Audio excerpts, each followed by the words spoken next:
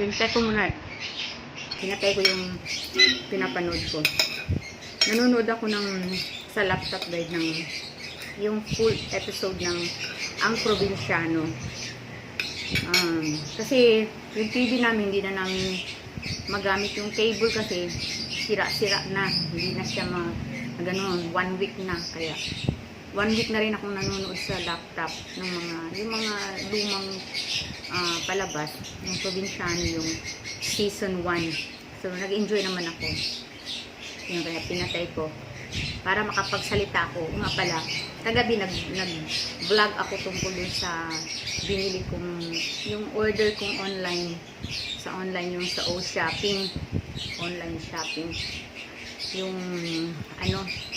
yung 6 na bra na grabe guys, na subukan, sinuot ko na siya guys.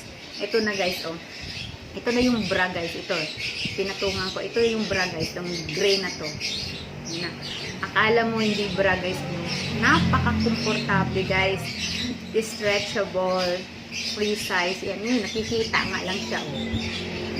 Nakita pero hindi halata, diba guys, akala mo hindi siya bra, akala hindi siya komportable, ibang kulay, so gray yung aking naisip na para nga akong guys, so para akong mayroon akong backpack sa likod na nakasabit na ganyan.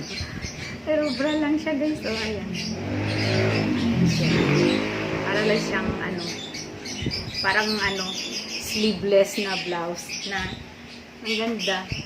Super, very comfy, very, at talaga yung very soft. Tamang-tama lang din yung pad. Yung pad niya, tama lang din. Hindi mahalata yung nipple. No, talagang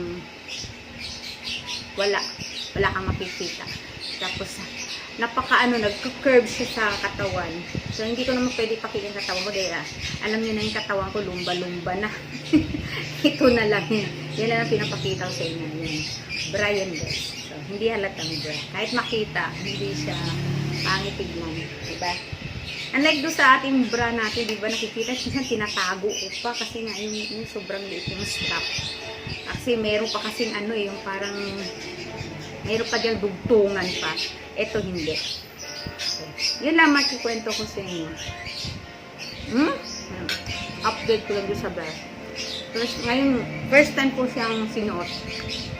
Hindi, siya, para siyang push-up bra din guys. Hindi siya umaalis dito. Kahit anong abot-abot ko dyan, hindi siya tumataas. Unlike yung dati kong bra talaga.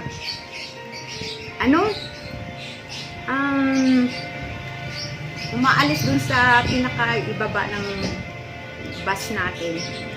Tumataas. Tapos panay naman tayo baba, panay naman tayo ganun. Baba naman tayo ng baba, diba? Yan. So, ayan.